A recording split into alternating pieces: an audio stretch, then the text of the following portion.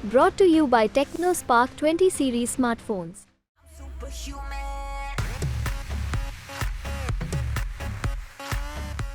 एक इंटरव्यू में आपका पढ़ रही थी, आपने उसमें अपने आप को स्ट्रैटेजिक फेमिनिस्ट बताया। उसका मतलब आप समझाना चाहेंगे उस बात? मैंने नहीं बताया, मैंने सिर्फ बात करी। मुझसे पूछा जा रहा था कि आप फेमिनिस्ट हैं या नहीं, तो मैंने कहा मैं हूँ, बट इसको डिक्लेयर करना हर जगह ज़रूरी नहीं रहता है, क्योंकि जिस क्षेत्र से मैं आती हूँ ये बहुत कंजर्वेटिव पेट्रियार्कल क्षेत्र है। तो यहाँ पर एक तरीका है अपनी बात को रखने का, कहने का, जिसको मैं फॉलो करती हूँ, पर उसका ये मतलब नहीं कि मैं फेमिनिस्ट नहीं हूँ। नमस्कार, आप देख रहे हैं न्यूज़ तक और आज हमारे साथ कौन है? इंट्रोडक्शन इतना ज़्यादा मीडिया अट्रैक्शन आपके पीछे रहा है हमेशा से। इकरा हसन की हम बात कर रहे हैं। आज चुनाव प्रचार का आखिरी दिन है और यहाँ पर बातचीत हम करेंगे। सपा प्रत्याशी हैं, माहौल खूब यहाँ देखने को मिला कैराना में और आगे की तरफ हम बढ़ रहे हैं।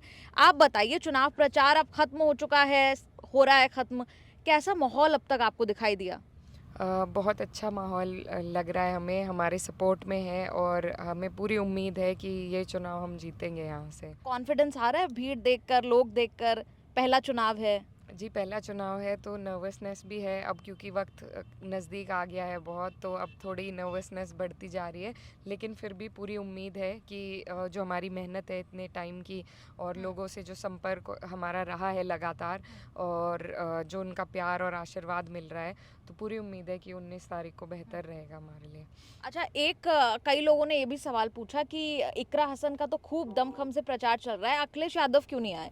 क्योंकि ये हमारी स्ट्रैटेजी थी कि जो हमारे प्रतिद्वंदी हैं सामने जो चुनाव लड़ रहे हैं, उन्होंने यहाँ पर पूरे भाजपा को उतार दिया है। 2 बार मुख्यमंत्री जी आ गए, मोदी जी आ गए, उनका पर्चा उप मुख्यमंत्री ने भरवाया, कृषि मंत्री आ गए यहाँ पर। तो हम उन्हें ये दिखाना चाहते हैं कि अखिलेश यादव की एक अदना सा प्यादा ही उन्हें हरा देगा इंशाल्लाह। आप प्यादा हैं, आप कह रही हैं जी, अदना सा प्यादा। ऐसा क्यों कह रहे हैं आप? मैं छोटी हूँ ना, और मेरा पहला चुनाव है, तो लेकिन हम ये दिखाना चाहते हैं कि हमारी पार्टी और पार्टी का हर कार्यकर्ता इतना मजबूत है कि हमें बाहरी चेहरे लाने की ज़रूरत नहीं है। यहाँ के जो लोग हैं उनका संपर्क यहीं के स्थानीय जनप्रतिनिधि से रहता है, और वही बनाना, उसको बरकरार रखना, उसको मजबूत रखना ज़्यादा ज़रूरी है, ना कि प्रचार के दौरान बाहरी चेहरे दिखाकर लोगों को प्रभावित करना। और इस बार लोग, यही हमारे क्षेत्र का सबसे बड़ा मुद्दा भी रहा है, 2 बार लोग नेशनल नैरेटिव पे मोदी जी के चेहरे पर वोट दे चुके हैं। और क्या होता है इसके बाद, भाजपा के जो कैंडिडेट्स हैं, जो प्रत्याशी हैं, जो जीतते हैं लोग, वो एब्सेंटी पॉलिटिशियंस हो जाते हैं। ना तो वो यहाँ रहते, ना लोगों की सुनवाई होती, मतलब सुध नहीं लेते फिर सुध आकर? नहीं लेते। तो उसी के विरोध में हमारा ये प्रचार है, और इसीलिए हमने बाहर से, हमने अध्यक्ष जी का हमें पूरा समर्थन और सपोर्ट है, लेकिन हम सिर्फ अपना ये स्ट्रैटेजी दिखाना चाहते हैं कि वो लोग सिर्फ मोदी जी के चेहरे पर वोट लेंगे और हम अपनी मेहनत पर, अपने काम पर वोट लेंगे। जी, लेकिन एक मैं सोशल मीडिया भी देख रही थी, हर जगह ये चर्चा चल रही है कि आजकल भाई शायद देश जो है वो लोकसभा के चुनाव में सीधा प्रधानमंत्री ही चुन रहा है, सांसद नहीं चुन रहा। यहाँ का माहौल देखकर आपको क्या लगता है? सांसद ही चुनना चाहिए? असल में सांसद ही आकर काम करता है, आपके मुद्दे उठाता है? बिल्कुल वही बात है कि मोदी जी और हमारे मुख्यमंत्री जी हर सीट पर जाकर मेहनत नहीं कर सकते, हर सीट पर जाकर काम नहीं कर सकते। यहाँ के काम यहीं के स्थानीय प्रतिनिधि को करने पड़ेंगे, और जो सत्ता और जनता के बीच में जो कड़ी होती है वो स्थानीय जनप्रतिनिधि होता है। और जब वही आपको, आपकी सुध ना ले, आपकी सुनवाई ना करे, तो ऊपर कितनी भी बड़ी सत्ता रहे, उसका लाभ लोगों तक नहीं पहुँच पाता है। और ये पिछले 5 साल में हमारे क्षेत्र में हुआ है। डबल इंजन की सरकार का जितना लाभ जो हमारे माननीय सांसद जी हैं, उनसे ज़्यादा ताकत में हमारे क्षेत्र में कोई सांसद नहीं रहा है। वो खुद सांसद बड़ी ताकत, उसके बाद उन्हें स्टेट गवर्नमेंट का सपोर्ट, सेंट्रल गवर्नमेंट उनकी अपनी है। तो उस लिहाज से जो काम हमारे क्षेत्र में होने चाहिए थे वो नहीं हुए हैं। तो इसीलिए हमारी जो प्रचार है वो उन्हें एक चैलेंज है कि अगर उनमें दम है तो वो अपने नाम पर, अपने काम के दम पर हमारे सामने टक्कर लें। मोदी जी, योगी जी को अलग हटाकर वो खुद मैदान में अपने काम के ऊपर आएँ और हमारे से टक्कर लें। मतलब यहाँ इकरा को वोट करें? नहीं, मैं उन्हें चैलेंज दे रही हूँ कि अगर वो खुद के दम पे वोट लें, जैसे हम खुद के दम पे वोट लेने का प्रयास कर रहे हैं, वो खुद के दम पे अपने काम को, अपने काम की बात करके वोट लें, मोदी जी, योगी जी के चेहरे को छोड़कर वोट लें। अच्छा, जो मैंने आपका पूरा कैंपेन अब तक देखा, बड़ा इमोशनल भी कनेक्ट बनाने की कोशिश भी आप लोगों से करती रहीं, गले मिले, या एक पर्सनलाइज कह लीजिए एक वैसा कैंपेन नज़र आया, ये भी स्ट्रेटेजाइज था या फिर यही आपकी असली पर्सनालिटी भी है? यही देखिए आज में और वैसे जो हमारे नॉर्मल दिन होते हैं बिना प्रचार के, उसमें फ़र्क सिर्फ गाड़ियों के नंबर का रहता है। वरना रोज़ाना हम घर से निकलते हैं, 5 7 10 गांव करते हैं, लोगों से मिलना जुलना रहता है। ये हमारा रोज़ का ये रूटीन है और इसी तरीके की दिनचर्या रहती है और सबसे इसी तरीके से मिलते हैं। तो और क्योंकि यहाँ का जो क्षेत्र है, जितना मैंने इस क्षेत्र को 2-3 साल में जाना है, तो लोगों को यही चाहिए कि उनके सुख दुख में, उनकी हर परेशानी में उनका जनप्रतिनिधि उनके लिए खड़ा रहे। और ये तभी हो सकता है जब आप पर्सनली लोगों को जानेंगे, उनके साथ क्या घट रहा है ये आप तभी जान पाएंगे जब आप उनसे पर्सनल कनेक्ट बनाएंगे। तो वही मेरे पिताजी जी यहाँ से जनप्रतिनिधि रहे हैं, यही उनका राजनीति करने का तरीका था। तो उसी को आगे लेकर, उन्हीं की विचारधारा को आगे लेकर मैं चलती हूँ और प्रयास करती हूँ कि उन्हीं की तरह मैं कनेक्ट बना पाऊँ। मतलब आप मान लीजिए कि आप जनप्रतिनिधि बन गई, सांसद बन गई, अच्छा लग रहा है सुन के। जी देखिए, बहुत बड़ी ज़िम्मेदारी है, मुझे दिन प्रतिदिन महसूस भी होती है कि बहुत भारी ज़िम्मेदारी का काम है ये।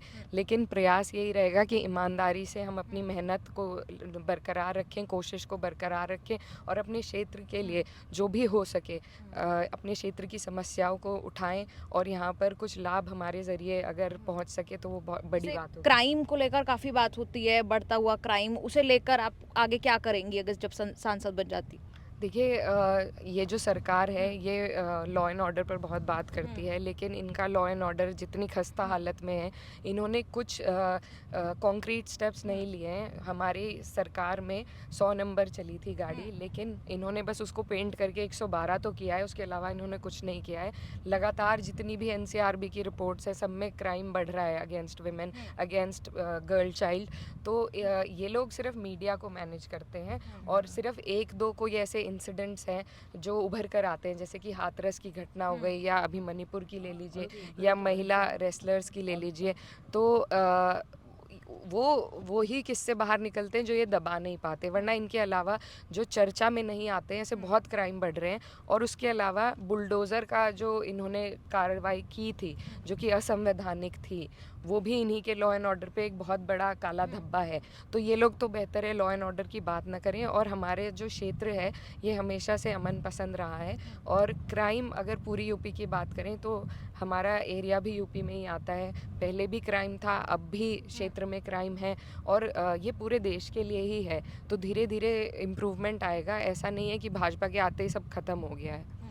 आपने क्योंकि कहा कि क्षेत्र पूरा अमन पसंद है, शांति पसंद करता है, लेकिन जब हम देखते हैं कि पश्चिमी उत्तर प्रदेश हो या फिर अन्य जगहें हो, जब कम्युनल पॉलिटिक्स उसमें आ जाती है, कम्युनलाइज हो जाता है, फिर उसे कैसे मतलब आप लोग कैसे उसे मैनेज कर पा रहे हैं? देखिए, कम्युनलाइज भी भाजपा ने किया था, जिसका पूरा लाभ इन्होंने उठाया था। 2013 के दंगे थे मुजफ्फरनगर में और 14 में उससे इन्हें लाभ मिला था, पूरे देश भर में इनकी सरकार बनी थी।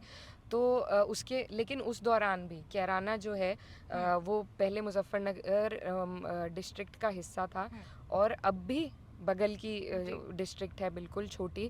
लेकिन जब वहाँ दंगे हुए थे तो यहाँ तब भी कोई दंगे का असर नहीं था। यहाँ के लोगों ने तब दंगा पीड़ितों को उनके रिहाइश के लिए जगह दी, उनको रहने बसाने की कोशिश करी, लेकिन यहाँ पर दंगे का असर देखने को नहीं मिला था। तो ये ऐसा क्षेत्र है, यहाँ पर हमेशा अमन रहा है। पलायन का भी झूठा मुद्दा यहाँ उठाया गया था, उसको भी यहाँ के लोगों ने 2 बार जनादेश के द्वारा नकारा है, चाहे 2017 में हो, 2022 में हो।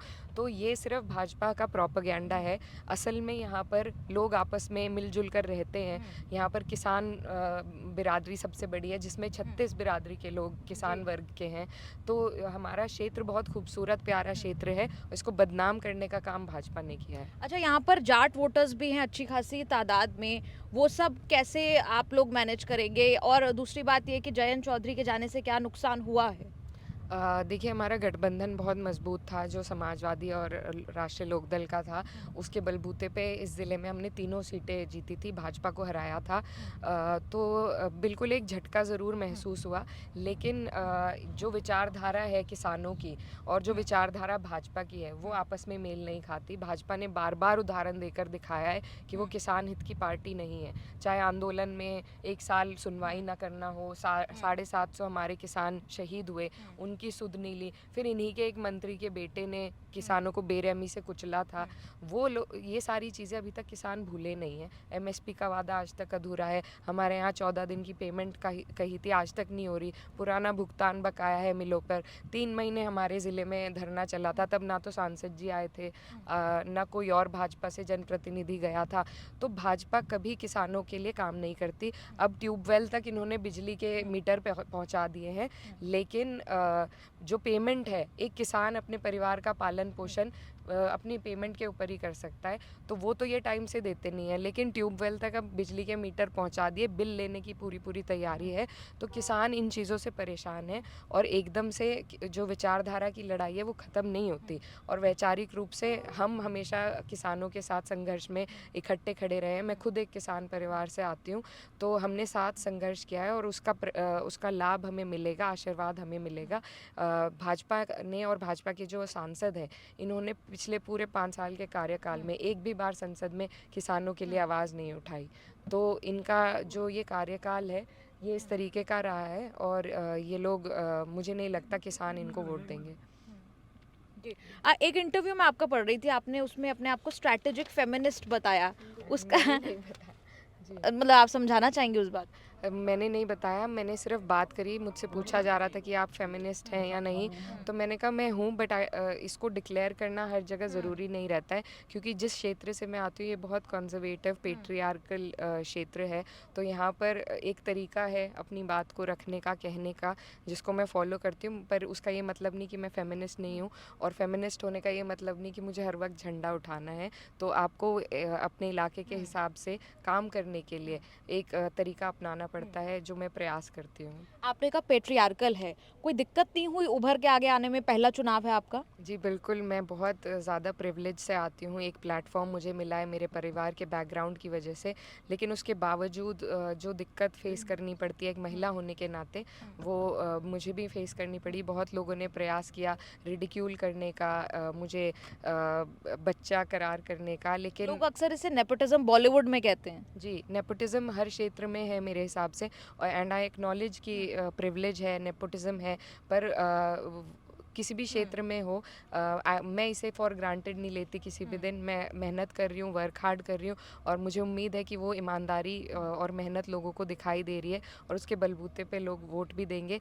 एक मौका मिलता है नेपोटिज्म पे, लेकिन उसके बाद आप जो भी करते हैं वो आपकी मेहनत होती है। तो मेरी कोशिश है कि लोग मेरी ईमानदारी और मेहनत देख पाएँ, और आगे मैं अपने लोगों के लिए कुछ कर पाऊँ। आखिर में बस एक सवाल ये कि पूरे इंडिया अलायंस का हमने देखा, भारत जोड़ो यात्रा निकाली, उसमें गठबंधन के लोग भी शामिल हुए। राहुल गांधी पर आपका क्या कहना है? जी, उन्होंने बहुत पिछले साल से जो उनकी मेहनत रही है उससे एक बहुत अच्छा मैसेज और पूरे देश में मिला है भारत जोड़ो यात्रा के द्वारा, और उससे हमारे चुनाव को भी एक उत्थान मिला है। और मुझे उम्मीद है कि लोगों ने उनकी मेहनत देखी है और उनके प्रयास में लोग उनके साथ खड़े होंगे।